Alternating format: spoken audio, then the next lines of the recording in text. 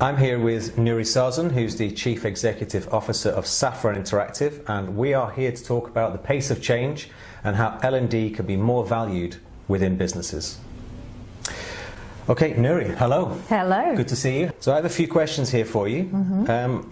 My first question, if I can frame this first of all, is we talk about the pace of digital change, and as you know, LPI ran a conference recently where 600 CLOs attended, and the number one challenge they had was digital transformation within learning and development. So with that as a background and thinking about how people are now consuming information, how do you believe L&D can be valued and be successful partners within business? I think essentially the first thing, and it sounds so obvious, is that L&D have to be a part of the business. I've been in-house and I've been an external consultant to businesses, and what I've really noticed is that L&D are really isolated. You know, they're not a fee-paying part of the business. They don't actually bring in the money, so they're an overhead.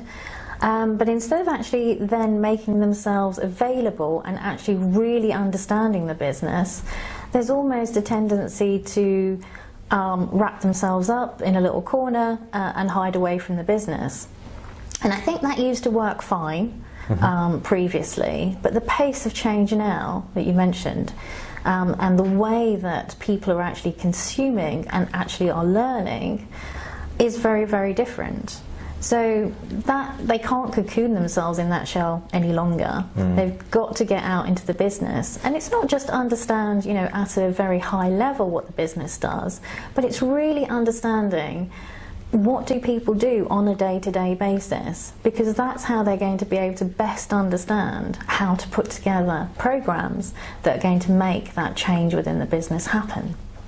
Yeah, I would absolutely agree with that, but is there an issue around accessibility? We focus at the LPI on 4 issues this year. They've become the issues that people want to talk about: personalization, alignment, immediacy, and digital. And these are all relatively new terms, with the exception of alignment, when we talk about learning and development. You've attended our awards and seen that we really want to put L&D on top table. Are people actually doing this? Are you seeing the change happening, or are we still seeing these L&D silos where they're taking orders and measuring their performance on the amount of courses that they've delivered? I think that there are L&D organisations or within organisations that are absolutely excelling and taking this challenge fully on. They are understanding that they have to talk the language of business, they have to talk the language of the learners, they have to be very much talking about the impact of their programs, and all of that. When they're actually getting that information, they're understanding about personalisation, they understand how people are actually consuming learning. And I think that they are actually making a difference. You do? Certainly the sort of some of the organisations that we're partnering with are doing some amazing pieces of work. However, there are some that are either constrained by internal mechanics. Some of them say that they're constrained by budget. But I have to say that those L&D departments that are forward thinking are not constrained by budget. In other words, they do have a budget, but they're thinking really creatively about how to do things. And it's just not that normal, let's put some e-learning together, or let's even put a video together. You know, these organisations, and especially the things that we're developing, is that need to fulfil that instant gratification that people want. They want information, they want it at their fingertips. So the kinds of things that we're doing are point of need tools that, as you said previously when we were talking about your son, you know, you don't necessarily need to know every single element, but if you have it when you need it, as you need it, it's making your job smoother. That's giving people time to actually reflect, to think, to want to learn. And therefore, if you can ease their normal day-to-day in terms of giving them information, now that might not necessarily been the traditional domain of L&D, but anything that smooths the day-to-day and allows for greater performance surely has to be the mandate for L&D. Well, it's the famous Jennings quote, isn't it, of accessibility potentially replacing knowledge retention, and as you say, we're seeing that more than ever. I read last year the Burson report where they were saying that millennials are choosing employers based primarily now as the number one reason on the learning provision within that employer. So I'd like you to come back to me on that assertion, but also the Economist described lifelong learning as an economic imperative. Now, we've known each other a long time. We've been in the, I would not have thought 20 years ago that lifelong learning would have been described as an economic imperative. Now, do you see that as a consequence of the digital age, or are you seeing it being more of a natural conclusion that learning has stepped up and is changing and is delivering in a more effective, impactful way? Well, when I think about lifelong learning, I don't think this is new. Lifelong learning has been the case since the year dot. All our lives. All our lives, yes, exactly. I think, you know, we are living longer, we're going to have to work longer. So we're going to have to be resilient to change, the pace of technological change. We're going to have to be more resilient. So that means that, and not necessarily that things have changed in terms of lifelong learning. I think anyone that retired early when they were 50, you know, in those faraway days, if they didn't actually learn new skills, their minds just got blunt. As human beings, I think we treasure new challenges, new learning. So I don't think lifelong learning as such is something, it's something of the human condition.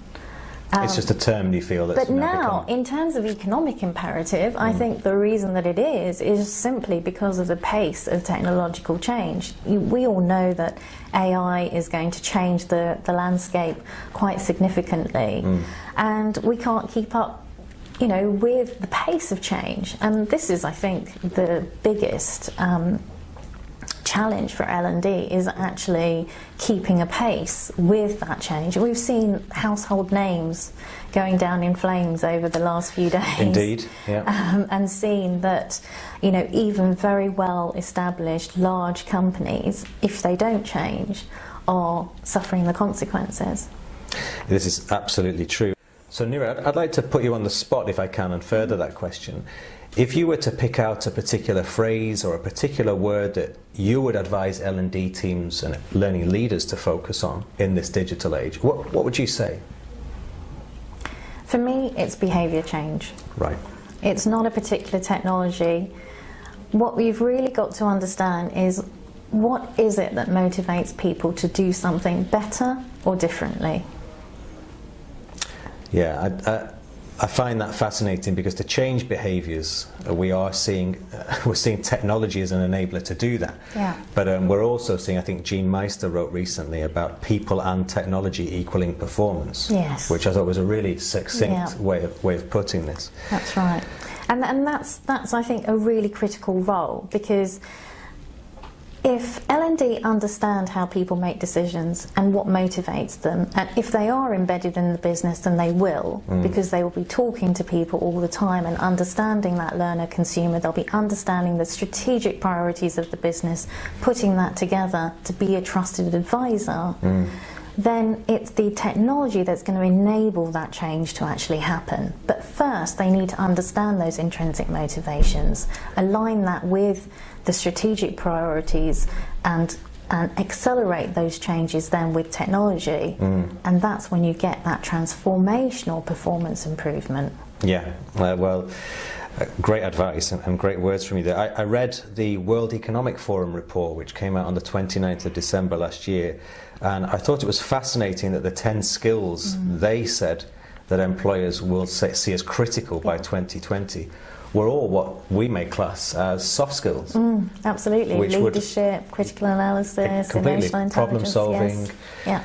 Yeah. To me, that backs up what you're saying about behaviour change. So, if I can paraphrase, are you telling us that you feel technology is an enabler, but with people and with empathy and all of this emotional intelligence that people will require, the future of L&D looks positive, and we shouldn't be afeared of this. Is that right? I think as long as L&D embraces this challenge and realises how critically important they can be and central to all the strategic priorities of a business, then I don't think that they have anything to fear. But I think if they stay in their little closets and don't actually embrace the change and don't take the challenges up, then I think there's a serious, well, it's terminal. Yes, it's terminal. Let's be brutal about this. So, could you perhaps give us some examples of organisations that are doing things differently with, let's say, change management strategies, to use an example? Do you have any? Yeah. So, for example, those clients that I think do well are really putting people at the centre of their strategy. It's not the systems changes that they're actually making. So one of my clients is actually spending $72 million on a change in their global ERP system. Wow. But what they're very cognizant of is that the actual system itself, yes, it will give them better reporting, but what's the impact on people? How are they actually going to get people? How is this actually going to make their lives easier? And what they're actually doing is, instead of thinking that, yes, we need to communicate with our people, yes, there'll be winners and losers, what they've actually done is make people themselves the agents of the change. And so they have, before designing the system, or as part of the design of the system, they've looked at what are the gripes that people have, what is it that makes their jobs hard, and they've got people to actually bring in really good ideas that has actually meant that a lot of the things that the system can do out of the box is actually used rather than customized to the processes that they have currently. I understand, yeah. So actually they're spending less overall. So the 72 million is still a very high number, but actually in context it's actually a lot less than they would have originally spent had they not engaged with their people, had they not found better ways of doing and their processes currently, and not having to customize their systems. So making people a part of the change, and also again enlisting their motivations for the change, communicating them with them so that people can see their future within the organisation, and letting them have that insight into what the change impact is going to be, I think is very powerful. Engaging the organisation rather than the old-fashioned transactional relationship where an L&D function would deliver a course. That's right. To what they would describe as delegates, the only function in a business that describes their colleagues as delegates. Exactly. And if you think about it, you know, these training courses are usually done 3 months before the system is actually rolled out.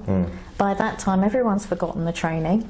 Yeah, they're usually trained on about 80% of the system when actually they only use about 5%. So what we're developing with this client is actually a point of need tool. You know, when someone's actually in the system, they're being guided as to each box, what they actually need to do to get through and do what they need to do. And presumably this system is in line with what the business wants to happen, Absolutely. but also what the individuals want to happen. Absolutely. And it's a digital solution and it's immediate. It's a digital solution, it's immediate.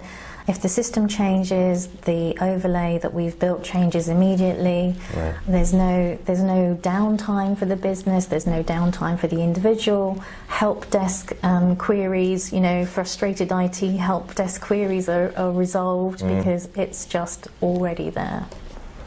Well, yeah, I mean, Saffron Interactive have consistently been ahead of the curve with these kind of things, and I've always been delighted to see that. But so there are principles here, there are philosophies that you believe also need to cut along with the systems implementation. So there's an emotional change within Absolutely. a business. Yeah, absolutely. And you've been a major voice on that side of things. But you know, this is a question that I get asked personally a lot by by internal L&D leaders, where they will say, we've purchased a learning management system, for example, but we can't seem to get people to use it. And we're talking about a lot of money being invested by huge organisations.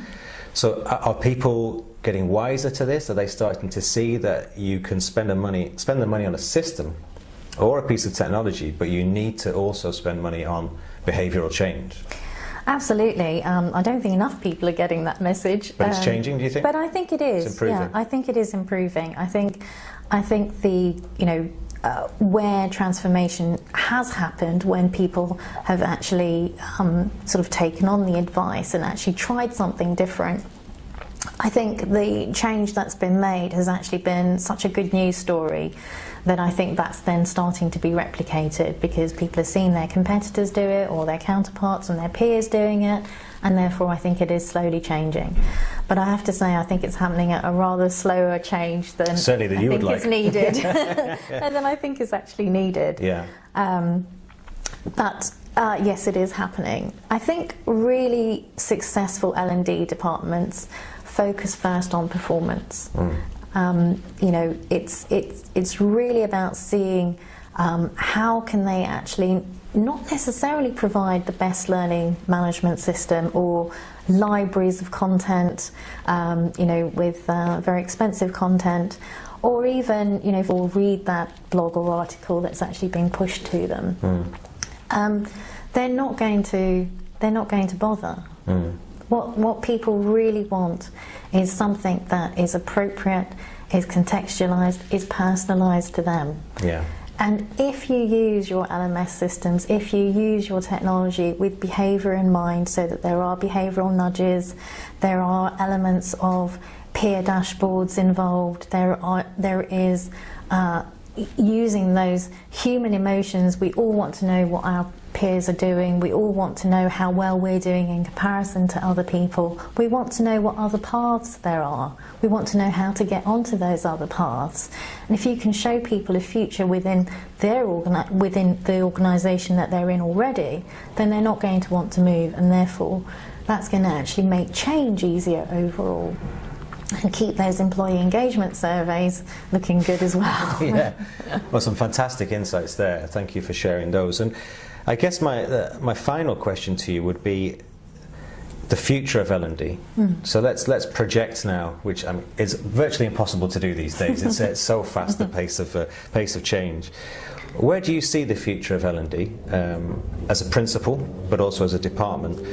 Or do you see a future for L&D? Many people are saying it might not exist. Yeah. And do you feel that there's a responsibility now within the entire organisation for learning, and that could be the biggest change? It might not be an L&D function anymore. It could be that the entire organisation has to embrace learning. Yeah. I think all successful organisations, and I've been a part of Anderson as it was, Anderson Consulting, and in that organisation, this is obviously years ago, before the demise of Anderson, and there were two very important things that you had to be as part of being a successful person at Anderson.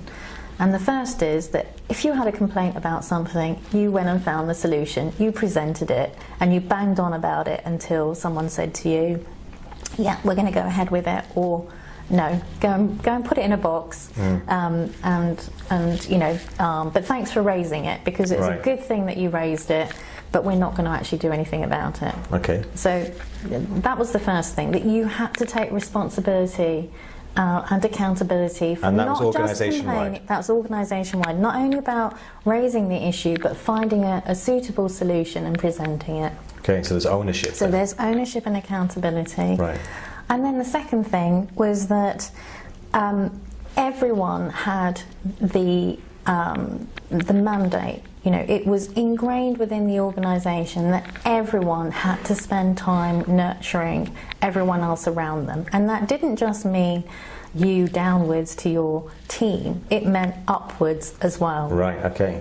And that was absolutely paramount. And as part of your performance development, you actually had to show examples of where you had actually achieved those behaviours and what the impact of that behaviour had been. It's an efficacy-driven culture. And I think that that meant that L&D in that organisation, and in fact HR within that organisation, was such a great business advisor. You know, they were sitting at the top table. They didn't have to try and push and pull and, you know, wield people to do this. People were taking responsibility for their own actions and for actually nurturing their teams, both downwards and upwards. So take responsibility. Take responsibility, but also as L&D become business advisors, become agents for actually creating that kind of culture, because it's very, very hard to do.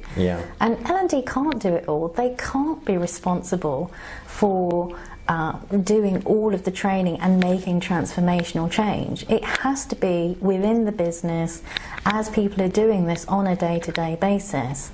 But they have to actually create that culture, and they have to be able to give the skills and capability to the people, the team leads, the managers, and obviously senior management on how to actually engender that. So this is the key takeaway, isn't it, really? That organisations now, I think, have an obligation, from what I can hear you saying, to empower individuals to support each other. Absolutely. From the top, organisations have to create that culture, which is an efficacy-driven culture. And if lifelong learning is an economic imperative, then if you don't do this, the risks are huge. Absolutely. So Noorie, thank you. Some incredibly insightful thoughts. Thanks for sharing them with us. Thank you. And we look forward to meeting you again soon. Absolutely.